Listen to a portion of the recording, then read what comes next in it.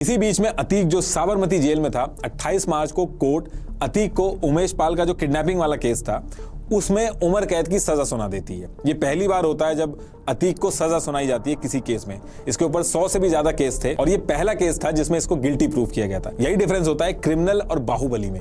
बाहुबली में इतना बल होता है कि उसके केस जो होते हैं वो कोर्ट में प्रूव नहीं हो पाते हैं, इसीलिए उसको क्रिमिनल नहीं बाहुबली बोला जाता है। तो ये जो सजा सुनाई जाती है अतीक को, इसी सुनवाई के लिए साबरमती जेल से यूपी लाया जाता है और उसके भाई अशरफ को बरेली जेल से प्रयागराज लाया जाता है। जब अतीक को यूपी से लाया जा रहा था तो 1 मिनट के लिए भी मीडिया ने अतीक का साथ नहीं छोड़ा था।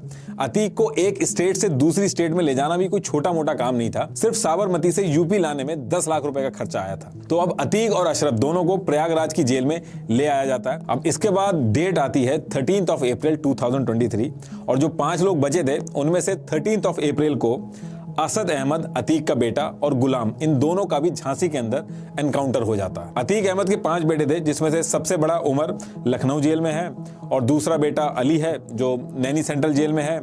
तीसरा बेटा असद था जिसका एनकाउंटर हो गया। इसके अलावा 2 सबसे छोटे बेटे हैं अजम और अबन जो कि क्लास 12th और क्लास 9th में है, स्टूडेंट हैं वो अभी। उनको भी यूपी पुलिस ने अरेस्ट करके प्रयागराज में एक जुवेनाइल होम में डाल दिया है और असद की वाइफ फरार है। अतीक अहमद की जो 11,000 करोड़ की जो प्रॉपर्टी थी उसको सीज कर दिया गया और घर पर बुलडोजर चला दिया गया।